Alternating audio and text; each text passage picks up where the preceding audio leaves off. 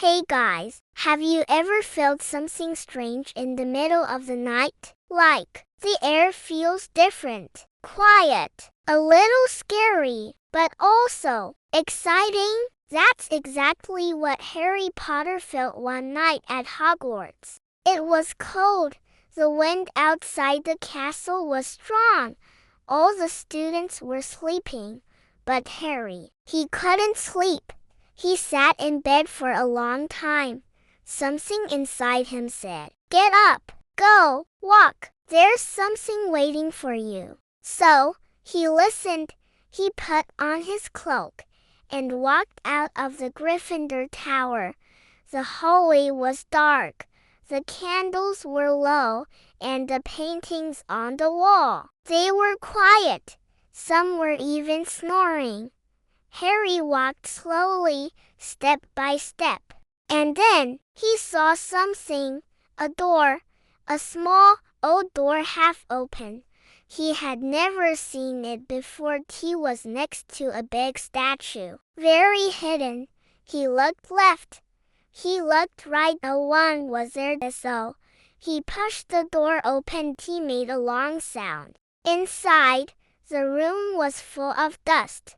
Old books, broken chairs, spider webs in the corners, but in the center of the room, there was a big mirror, very tall, very shiny, with gold all around the edges. It looked magical. Harry walked closer. He looked into the mirror, and then he stopped.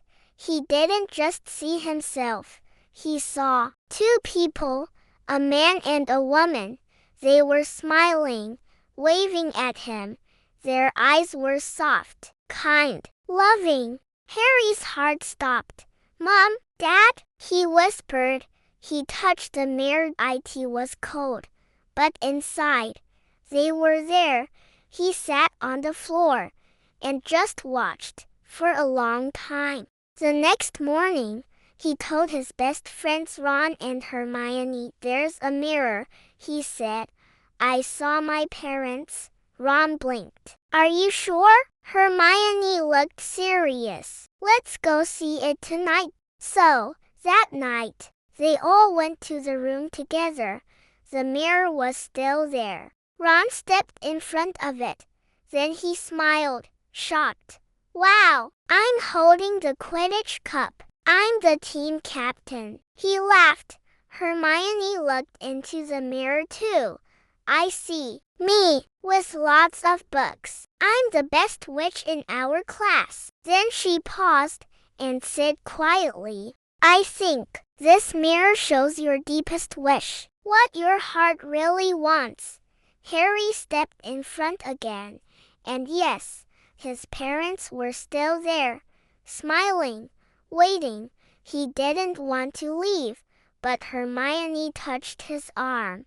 "Harry, we shouldn't come back. This isn't normal. This mirror, it's too powerful." The next day, Professor McGonagall called Harry to her office.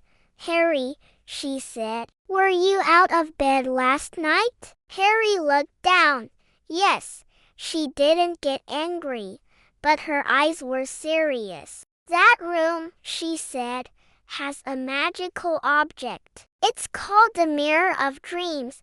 It shows your heart's greatest desire," she continued, "but too much looking into it is dangerous." Harry was quiet. He understood. "You might forget what's real," she said softly. Then she added, "We are moving the mirror. It's better this way." That night, Harry sat in bed again. He missed seeing them, his mom, his dad. But he remembered what Professor McGonagall said. "It's okay to dream, but we must live in the real world." He smiled, because he still had Ron. He had Hermione, he had Hogwarts. That was real. That was enough. Sometimes what we want the most isn't always what we need. And just like Harry, we can wish, we can hope, but we must remember to be here in this moment, with the people who are real. That's where the magic truly lives. Thanks for listening, friends. If you like calm magical stories like this, make sure to hit the like button, subscribe, and let me know, do you want more Harry Potter stories or other fantasy tales? Let me know in the comments. See you next time.